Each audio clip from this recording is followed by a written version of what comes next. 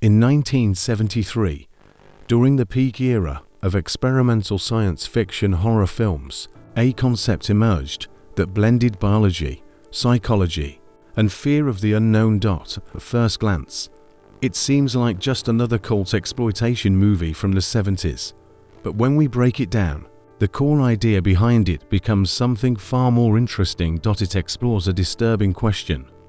What happens when human biology is altered, not physically in a visible way, but behaviorally, emotionally, and psychologically? What happens when science tries to recreate nature's most controlled system inside a human body? This is where the idea of the Bee Queens begins, a concept that is not just horror, but metaphorical experimentation gone too far. The story begins in a small, quiet town in California, a place where nothing unusual is supposed to happen. People live normal lives, families, work, routine, but slowly, something begins to change. Men in the town start dying in unexplained ways. There are no visible injuries, no obvious cause, and no logical explanation from medical reports. At first, authorities assume coincidence, but very quickly, the pattern becomes undeniable. These deaths are not random, they are connected, and all of them seem to trace back to interactions involving a specific group of women connected to a research facility. Because the situation becomes too unusual, a federal investigator is assigned to the case. Neil represents logic, structure, and rational thinking. He's not easily influenced by fear or speculation, but from the moment he arrives in the town, he senses something is wrong. The atmosphere feels off.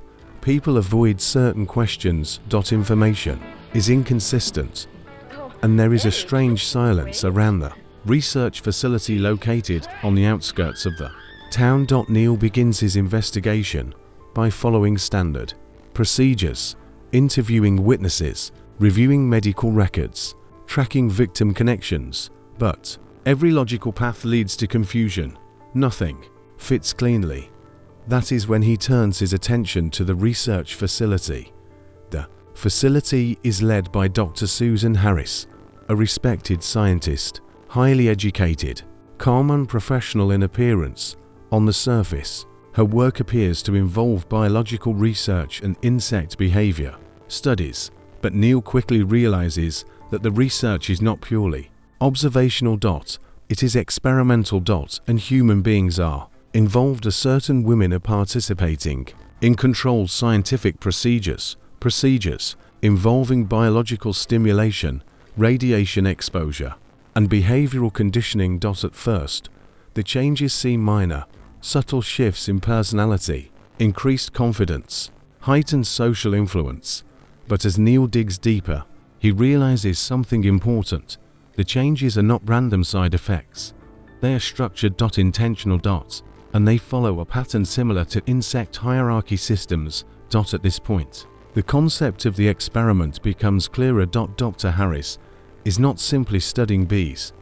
She is attempting to replicate a hive structure within human biology. In a bee colony, the queen controls reproduction and stability. Workers operate under instinctual coordination. The system is efficient, hierarchical, and centralized. Now imagine applying that structure to human behavior. This is the core idea of the experiment. The women exposed to the process begin to show traits that mirror hive dynamics: increased social influence, emotional control over interactions, heightened attraction response, dominance in group settings, reduced emotional volatility. Unlike bees, humans are not biologically designed for a hive synchronization. And this is where instability begins to form, because human consciousness resists control. Unlike insects, humans have identity, memory, and emotional complexity. So the experiment creates something unstable, a hybrid between autonomy and control. As exposure continues, certain women become what the experiment refers to as bee queens.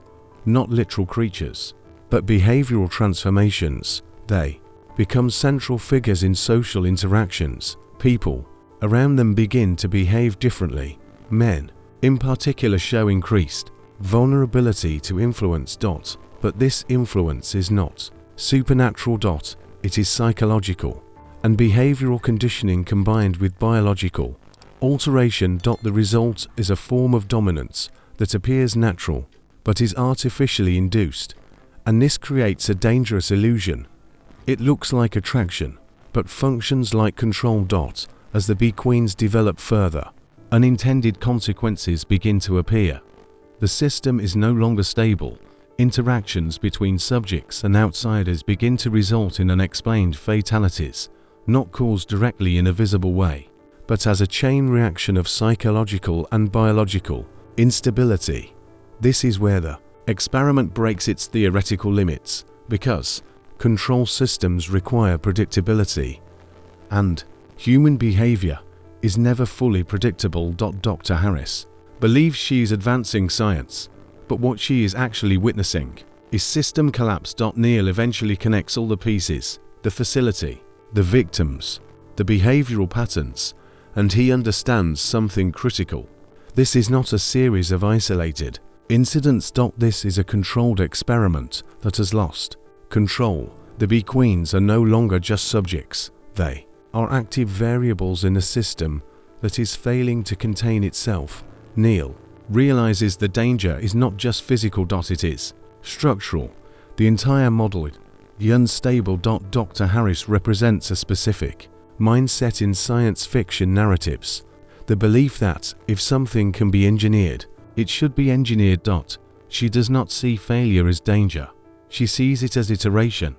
But Neil represents the opposing view, that not all systems should be forced into artificial control structures, especially not biological systems tied to consciousness and identity. This creates a philosophical conflict. Is evolution something that can be designed, or does design always distort evolution? As pressure increases, the experiment becomes more unstable. Containment fails. Behavioral effects spread beyond intended subjects. The system begins influencing unintended individuals. At this stage, the experiment is no longer contained within the facility. It has become a local environmental factor affecting the town itself. And this is where Neil attempts intervention. But by now, it may already be too late. The attempt to shut down the experiment reveals the final truth.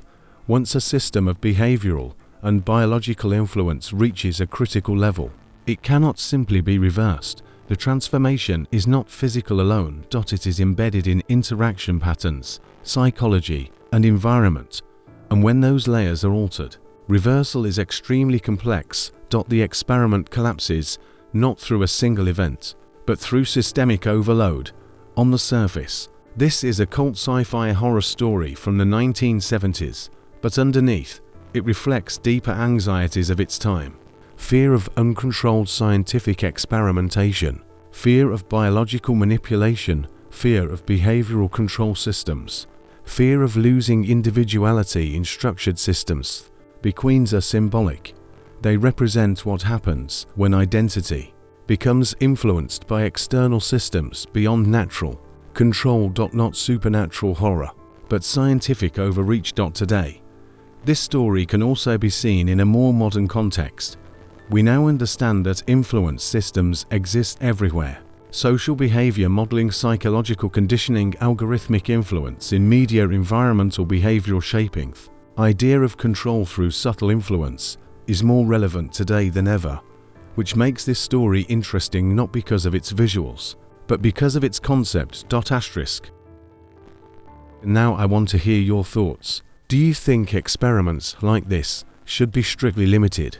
Or should science be allowed to push boundaries without restrictions in the name of discovery? And if this story were real, do you think people would realize the danger in time?